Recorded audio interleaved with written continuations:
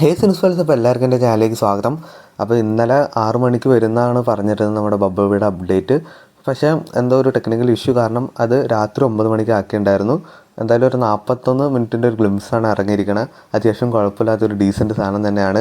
അപ്പോൾ നമ്മുടെ ലാലേട്ടൻ്റെ ഒരു വോയിസ് ഓവറും അതിൻ്റെ എൻഡിലുണ്ട്, അയിഞ്ഞാട്ടം തുടങ്ങിയാലോ എന്ന്.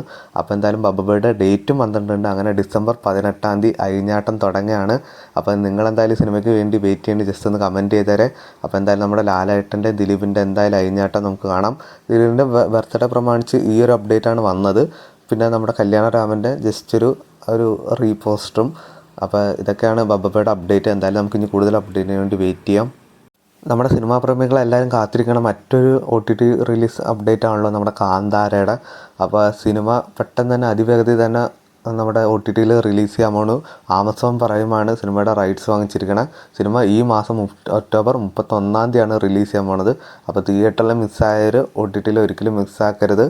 അപ്പോൾ അതിൻ്റെ OTT കൺഫേം വന്നിട്ടുണ്ട്, ഒഫീഷ്യൽ തന്നെയാണ്.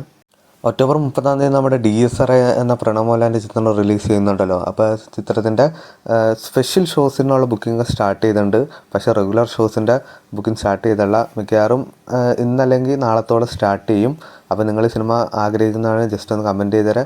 അപ്പോൾ ഇതുപോലത്തെ OTT വാർത്തകളും റിവ്യൂസൊക്കെ അറിയാൻ വേണ്ടി ചാനൽ സബ്സ്ക്രൈബ് ചെയ്യുക, കൂടെ സപ്പോർട്ട് ചെയ്യുക.